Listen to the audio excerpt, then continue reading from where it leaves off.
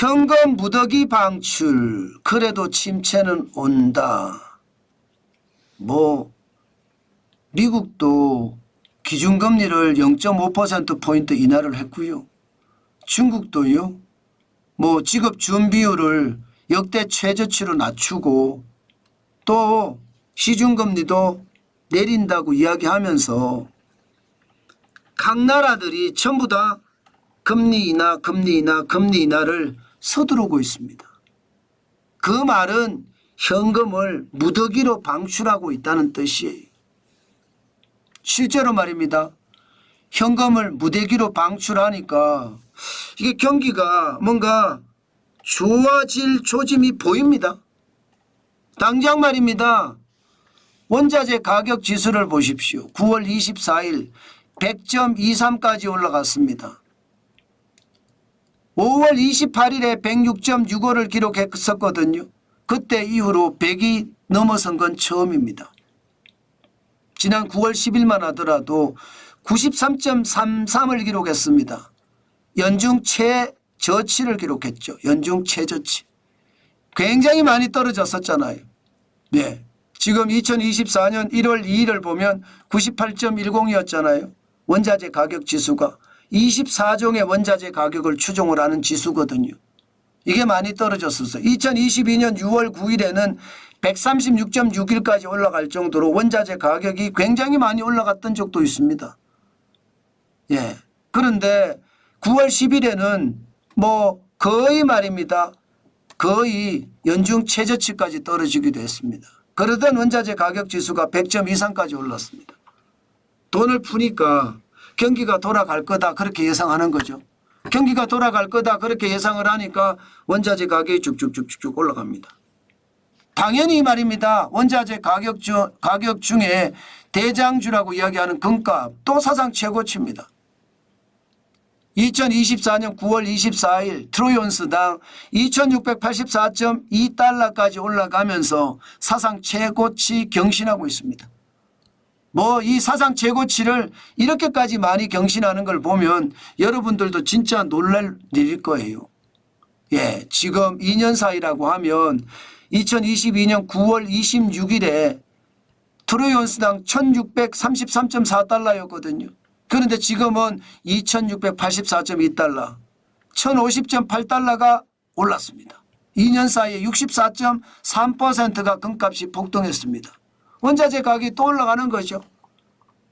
예, 중국이 금리를 많이 내리고 미국도 금리를 내리니까 국제금값 또 올라가는 거예요. 은값이요? 은값도 사상 최고치를 계속 경신하고 있습니다. 은값도. 보시는 것처럼 은값은 2024년 9월 24일 트로이온스당 32.43달러를 기록하면서 사상 최고치를 경신을 했습니다. 9월 25일 현재는 32.14달러입니다. 뭐 사상 최고치에 근접되어 있는 거죠. 금값도 은값도 지금 사상 최고치에 계속 가 있다는 것 우리는 한 번쯤 생각을 해봐야 됩니다. 이게 그만큼 말입니다. 돈을 푸니까 경기가 돌아갈 거다. 경기가 돌아가니까 공장에서는 물건을 많이 찍어내야 되고 공장에서 물건을 많이 찍어내려고 하면 당연히 은이 많이 사용이 됩니다. 은이라는 자체가 산업용으로도 많이 쓰기 때문에 수요가 많으면 가격은 올라가니까 은값이 계속 올라갔던 겁니다. 마찬가지로 구리값도 올라가고 있습니다. 구리값도 9월 24일 현재 지금 톤당이요 9,602달러까지 올라갔습니다. 지난 8월 쇼크 때 8월 5일 날 8,620.5달러까지 떨어졌거든요. 그때에 비하면 1,000달러가 더 올라간 겁니다. 1,000달러가. 1,000달러 가까이 올라간 거죠. 1,000달러 가까이. 죄송합니다. 100달러 가까이 올라갔나요? 아니요. 1,000달러 가까이 올라간 거죠. 굉장히 빠르게 올라가는 겁니다. 그만큼 말입니다. 현금이 무더기 방출되니까 원자재 가격이 올라가면서 시장에는 훈풍을 분다 이렇게 이야기할 수가 있습니다.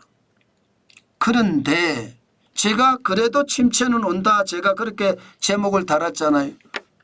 그 단서가 뭘까요? 원자재 가격이 이렇게 오르고 금값도 오르고 은값도 오르고 구리값도 오르는데 무슨 이야기냐?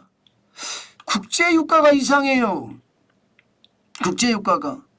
9월 24일에 71.56달러까지 올라갔습니다. 서부 텍사스산 중진유가 베를당 말입니다. 그런데 9월 25일에는 70달러가 깨졌어요. 69.69달러까지 떨어졌습니다. 이게 도대체 뭐죠? 세계 경제가 잘 돌아간다 그러면 국제유가가 올라가는 게 정상이에요. 중동에서는 전쟁이 나서 전쟁이 더 격화되고 있는 상황이에요. 그러면 당연히 올라가야지. 정상이 당연히 올라가야지. 전부 다 금리 인하한다고 하니까 실물이 올라가니까 올라가야 정상이 안 올라가요. 이것을 보면 결국 우리가 생각할 수 있는 것은 미국이 0.5%포인트 금리를 인하했지만 시장을 불태우기에는 역부족이다. 중국이 190조를 뿌리고 다음날 57조를 뿌리고 또 다 앞으로 계속 뿌린다고 이야기하지만 경기를 회복시키기에는 뭔가 좀 부족하다. 지금 시장은 그렇게 느끼고 있는 것은 아닌가 저는 그렇게 봅니다. 그만큼 말입니다. 시장 굉장히 예민하게 반응하거든요. 돈 뿌리면 돈 뿌리는 것만큼 반응을 하는데 중국이든 미국이든 저렇게 돈 뿌려서 회복을 못한다고 보는 거예요. 유럽도 말입니다. 금리를 0.6%포인트 내렸잖아요. 돈을 많이 풀고 있습니다. 세계가 돈을 풀고 있어요. 그런데 국제유가는 떨어진다? 뭔가 이상하잖아요. 게다가 연초 대비해 보면 WTI 서부 텍사스산 중진유는 마이너스 3.2%가 빠졌고요. 두바이유도 연초 대비하면 마이너스 2.8%가 떨어졌습니다. 북해산 브렌트유도 마이너스 3.8%가 떨어졌고요. 그래서 제가 돈을 풀고 금리를 인하하지만 경기 침체의 어떤 심리는 막지 못한다. 그래서 결국은 침체가 온다. 그 말씀 제가 드리고 있는데 지금 현재까지 나타난 지표로 보면 결국 침체는 온다예요. 침체가 안 온다가 아니에요. 온다예요. 그러나 언제 어느 때 어떻게 올지는 좀 더 시간을 두고 봐야 될 겁니다. 부양을 했으니까 그 부양 효과가 나타날 거고 부양 효과가 떨어지는 시점이 침체가 오는 시점이 아닐까 저는 그렇게 생각을 하거든요. 물론 그때가 또 부양을 하면 되지 이렇게 이야기하지만 계속해서 부양할 수 없습니다. 돈을 계속 풀면 물가가 또 너무 많이 올라가요. 물가 올라가는 거 감당하지 못하거든요. 저는 반드시 시장은요. 금리를 인하한다는 그 자체가 돈을 푼다는 그 자체가 이미 경제가 나쁜데 이것을 어떻게 하든 살려보려고 금리 인하를 하고 돈을 푼다는 것 아니냐. 그런 차원에서 봐야 된다는 뜻이고요. 중요한 것은 투자 심리가 빨리 변해져서 돈을 푸니까 경제가 좋아질 거야 이렇게 생각을 하고 소비를 하면 좋은데 소비하지 않는다는 것. 심리는 쉽게 개선이 되지 않는다는 것. 그것을 감안하면 그래도 침체가 온다는 말, 이 말이 사실이라는 뜻입니다. 그만큼 말입니다. 지표는 그렇게 말하고 있다. 저는 여러분에게 그렇게 말씀을 드리겠습니다.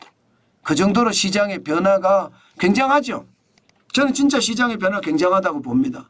때문에 여러분 천천히 시장을 보시자고요. 정환진 TV와 함께 하시면 계속 어떻게 시장이 변해갈 것인지 아마 여러분들은 다 알고 계실 수 있을 겁니다. 왜냐하면 그만큼 제가 자주 좋은 소식을 전해드리기 때문입니다.